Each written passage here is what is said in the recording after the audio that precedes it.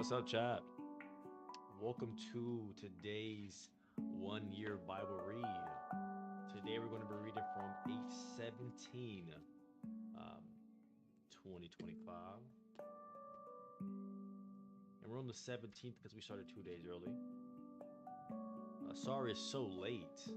It really is pretty late. um, but this is day 229 of our 1 year Bible read. We've been doing this for 229 days, reading the 1 year Bible.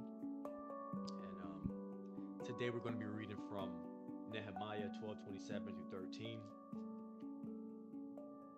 then 1 Corinthians 11 1 through 16, and then Psalms 35 1 through 16, and then Proverbs 21 17 through 18. Without further ado, welcome to tonight's 1 year Bible read. And let's get into Nehemiah 12:27 through 13. For the dedication of the new wall of Jerusalem, the Levites throughout the land were asked to come to Jerusalem to assist in the ceremonies. They were to take part in the joyous occasion with their songs of thanksgiving and with the music of cymbals, harps, and lyres. The singers were brought together from the region around Jerusalem and from the villages of the Netophathites. They also came from Beth Gagal and the rural areas near Gabah and Asmaveth. For the singers built their own settlements around Jerusalem. The priests and Levites first purified themselves, then they purified the people, the gates, and the wall. I led the leaders of Judah to the top of the wall and organized 2 large choirs to give thanks. One of the choirs proceeded southward along the top of the wall to the dung gate. Hoshea and half the leaders of Judah followed them, along with Azariah, Ezra, Meshullam, Judah, Benjamin, Shemaiah, and Jeremiah. Then came some priests who played trumpets, including Zechariah, son of Jonathan, son of Shemaiah, son of Mattaniah, and son of Milcah, son of Zakur, and a descendant of Asaph. And Zechariah's colleagues were Shemaiah, Azarel, Lali, Galiah, Maya, Nathanael, Judah, and Hanani. They used the musical instruments prescribed by David, the man of God. And Ezra, the scribe, led this procession.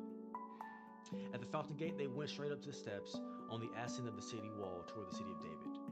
They passed the house of David and proceeded to the water gate on the east. The second choir, giving thanks, then went northward around the other way to meet them. I followed them, together with the other half of the people, along the top of the wall past the Tower of the Ovens to the broad wall, and then past the Ephraim gate to the old city gate, past the fish gate and the Tower of Hananel, and onto the Tower of the 100. Then we continued on to the sheep gate and stopped at the guard gate. The 2 choirs that were giving thanks then proceeded to the temple of God. Well, they took their places. So did I. Together with a group of leaders who were with me, we went together with the trumpet-playing priest Eliakim, Maaseiah, Miniamin, Micaiah, Elioenai, Zechariah, and Ananiah, and the singers Maaseiah, Shemaiah, Eliezer, Uzi, Johanan, Makijah, Elam, and Ezer. They played and sang loudly under the direction of Jezariah, the choir director. Many sacrifices were offered on that joyous day, for God had given the people cause for great joy. The women and children also participated in the celebration, and the joy of the people of Jerusalem could be heard far away. On that day, men were appointed to be in charge of the storerooms for their offerings, the first part of the harvest, and the tithes. They are responsible to collect it from the fields outside the towns, the portions required by the law for the priests and the Levites. For all the people of Judah took joy in the priests and the Levites and their work. They performed for the service of their God and the service of the purification, as commanded by David and his son Solomon, and so did the singers and the gatekeepers. The custom of having choir directors to lead the choirs in hymns of praise and thanksgiving to God began long ago in the days of David and Asaph. So now, in the days of Zerubbabel and Nehemiah, all Israel brought a daily supply of food for the singers, the gatekeepers, and the Levites. The Levites in turn gave a portion of what they received to the priests, the descendants of Aaron. And on that same day, as the book of Moses was being read to the people, the passage was found that no Ammonite or Moabite should ever be permitted to enter the assembly of God.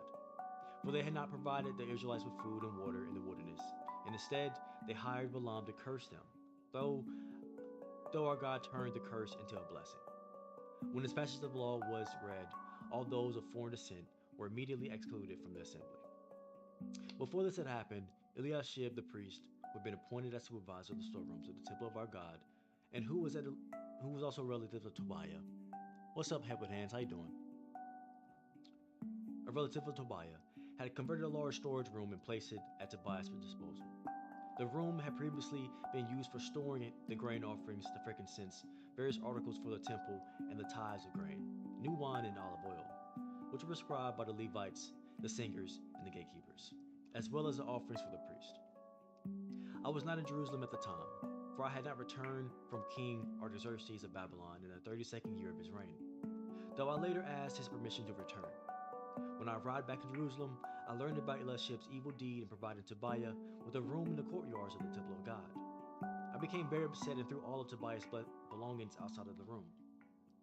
And then I demanded that the rooms be purified, and I brought back the articles of God's temple, the grain offerings and the frankincense. I also discovered that the Levites had not been given their prescribed portions of food. So they and the singers who were to conduct the worship services had all returned to work their fields. I immediately confronted the leaders and demanded, "Why has the temple of God been neglected?" Then I called the Levites back again and restored them to their proper duties. And once more, all the people of Judah began bringing their tithes of grain, new wine, and olive oil to the temple of the storerooms. I assigned supervisors for the storerooms, Shelemiah the priest, Saduk the scribe, Pedaiah, and one of the Levites. And I appointed Hanan, son of Zakur, and the grandson of Mattaniah as their assistant. These men had an excellent reputation, and it was their job to make honest distributions to their fellow Levites. Remember this good deed, O my God, and do not forget all that I have faithfully done for the temple of my God and its services. In those days, I saw men of Judah treading out their wine presses on the Sabbath. They were also bringing in grain loaded in donkeys and bringing in their wine, grape figs, and all sorts of produce to Jerusalem to sell on the Sabbath. So I rebuked them for selling their produce on that day. Some men from Tyre who lived in Jerusalem were bringing in fish of all kinds of merchandise. They were selling it on the Sabbath to the people of Judah and in Jerusalem at that. So I confronted the nobles of Judah. "Why are you profaning the Sabbath in this evil way?" I asked. "Wasn't it just this sort of thing that our ancestors did that caused our God to bring all this trouble upon us and our city? Now you are bringing even more wrath upon Israel by permitting the Sabbath to be desecrated in this way." Then I commanded that the gates of Jerusalem should be shut as darkness fell every Friday evening, not to be open until the Sabbath ended. I sent some of my own servants to guard the gates so that no merchandise could be brought in on the Sabbath day, and the merchants and the tradesmen with a variety of wares camped outside Jerusalem once or twice. But I spoke sharply to them and said, "What are you doing out here, camping around the wall? If you do this again, I will arrest you." And that was the last time they came on the Sabbath. Then I commanded the Levites to purify themselves and to guard the gates in order to preserve the holiness of the Sabbath. Sorry, child, my mouth was a little dry, I'm not gonna lie.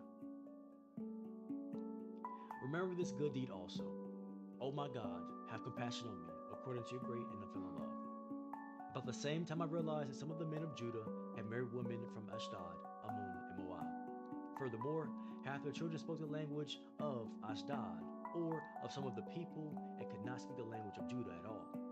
So I confronted them and called down curses on them. I beat some of them and pulled out their hair.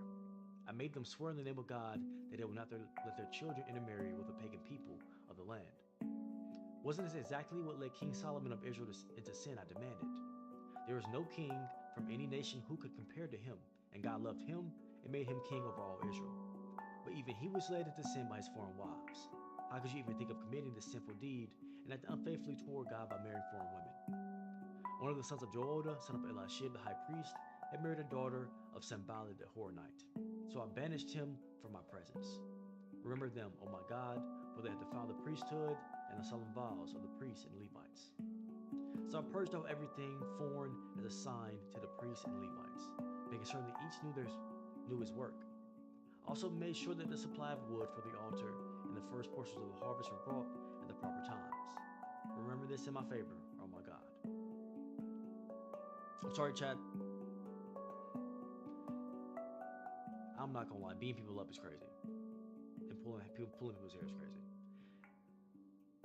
Sometimes when I feel conflicted while I'm reading something, makes it hard to read. Make it a little hard to focus. But let's get into 1 Corinthians. We'll talk about this after we continue reading. 1 Corinthians 11, 1 through 16. And you should imitate me just as I imitate Christ. I am so glad that you always keep me in your thoughts, and that you are following the teachings I pass on to you. But there is one thing I want you to know. The head of every man is Christ. The head of woman is man, and the head of Christ is God. A man dishonors his head if he covers his head by praying or prophesying. But a woman dishonors her head if she prays or prophesies without a covering on her head. For this is the same as shaving her head. As if she refuses to wear the head covering, she should cut off all her hair. But since it is shameful for a woman to have her hair cut off or her head shaved, she should wear a covering.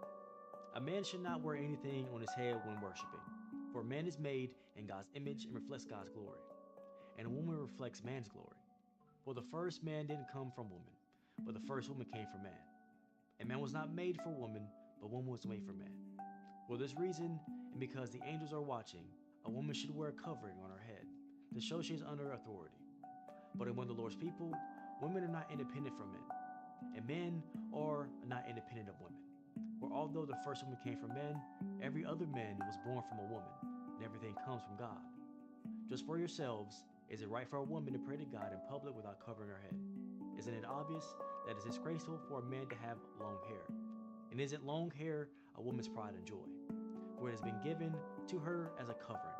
But if anyone wants to argue about this, I simply say, we have no other custom than this, and neither do God's other churches. That was interesting. That was a very interesting read. How you doing, honey? That was a very interesting read. I was kind of conflicted there. But okay, let's hop into Psalms 35, 1 through 16. O Lord, oppose those who oppose me. Fight those who fight against me. Put on your armor and take up your shield.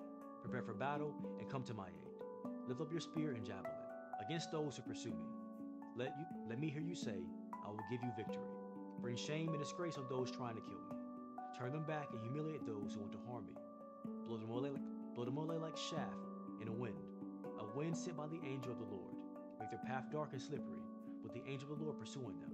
I did them no wrong, but they laid a trap for me. I did them no wrong, but they dug a pit to catch me. So let sudden ruin come upon them. Let them be caught in the trap they set for me. Let them be destroyed in the pit they dug for me. Then I will rejoice in the Lord. I will be glad because he rescues me. With every bone in my body, I will praise him. Lord, who can compare with you? Who else rescues the helpless from the strong? Who else protects the helpless and poor from those who rob them? Malicious witnesses testify against me, and they accuse me of crimes I know nothing about. They repay me evil for good, and I am sick with despair. Yet when they were ill, I grieved for them. I denied myself by fasting for them, but my prayers returned unanswered. I was sad, as though they were my friends or family, as if I was grieving for my own mother. But they are glad now that I am in trouble. They gleefully join together against me. I'm attacked by people I don't even know. They slander me constantly. They mock me and call me names. They snarl at me. And now in Proverbs 21, 17 through 18. Those who love pleasure become poor. Those who love wine and luxury will never be rich. The wicked are punished in the place of the godly, and traitors in place of the honest. And now, pick and choose theology. 1 second. Pick and choose theology. So we read, I'm going to go over today's verses right before we get into this. So today we read from Nehemiah 12:27 through 13, and then 1 Corinthians 11, 1 through 16, then Psalms 35, 1 through 16, and then finished up with Proverbs 21, 17 through 18. And now, pick and choose theology.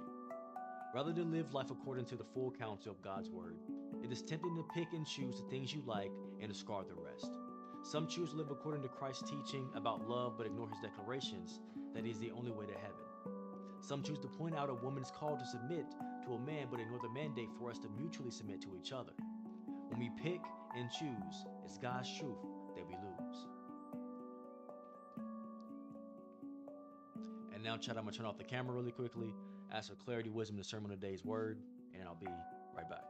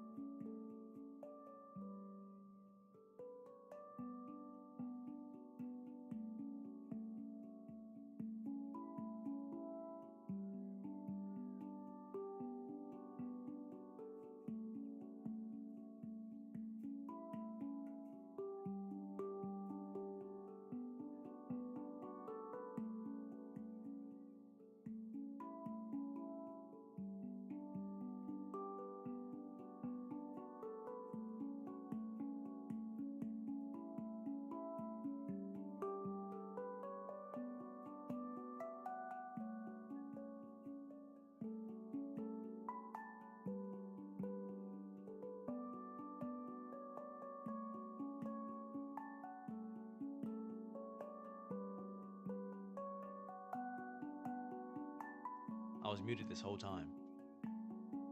Did y'all even?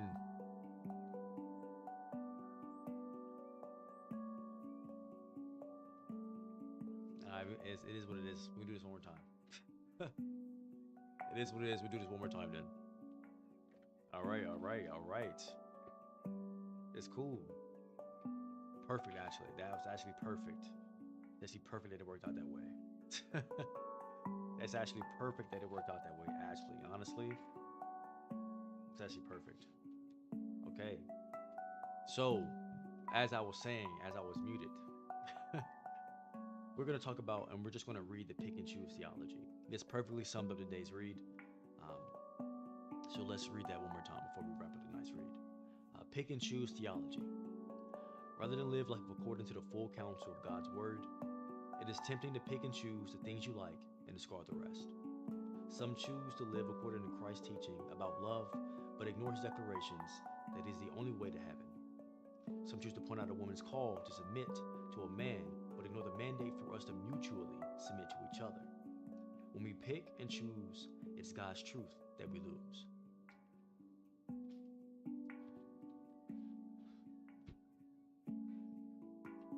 That was perfect.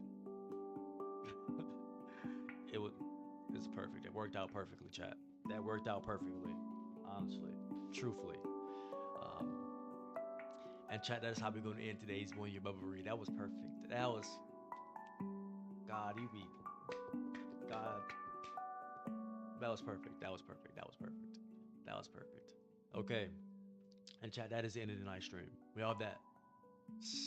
That was not, I'm not gonna say the beginning part first. If you've never seen this before, and if you have seen this before, say it with me. We all have that limitless core, baby. I appreciate you.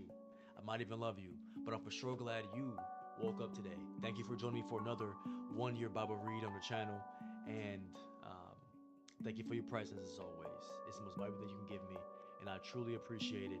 No matter if it was for a minute, a millisecond, um, a day, or maybe if you've been with me for a while now. I appreciate it. You have a great rest of your night because I'm having a great rest of mine. And peace. I'm going to see you next time.